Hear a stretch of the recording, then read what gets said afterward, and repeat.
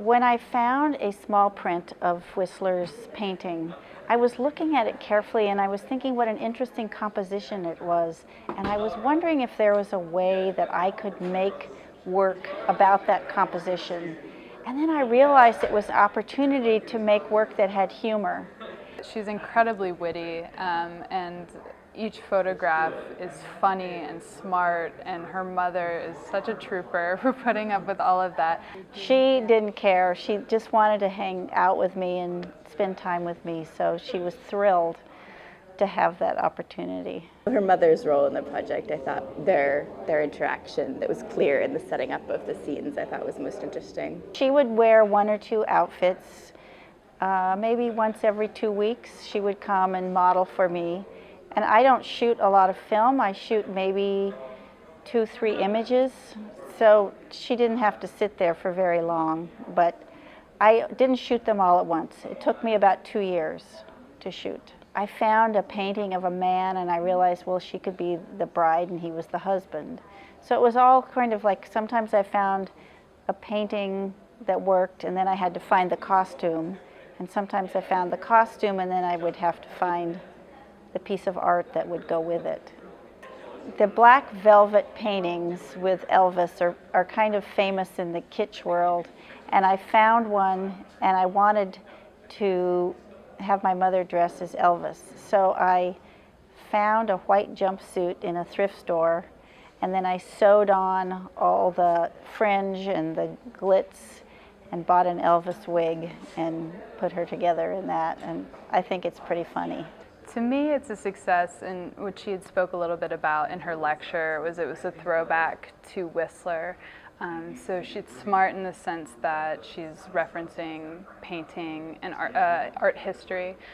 I discovered a small print of Whistler's arrangement in black and gray at a local garage sale, and it set me on a new path. That same day, I found a leopard coat and hat, a cat painting, and a chair that was eerily similar to the one that Whistler had used. And I knew I was on to something. I was a painter before I was a photographer, so it felt very natural for me, and I also loved hand-painted Japanese postcards. I love old hand-painted photographs, and so I wanted to try that technique. Myself, when I was starting out in school, one of the projects I was really interested in was painting on black and white photographs. So I can feel it that a little way, you know, using your hands and coloring on top of that. It's all about the relationship, and I think it's wonderful that she collaborated with her mother. I think it's an incredible tribute to the woman. It's fantastic in all the poses and everything that she did. Having it be her mother, it's this very close relationship. You can tell they have a really close relationship. And so that emotional aspect too, I think, also comes through the photographs. It's a universal series because everyone has a mother.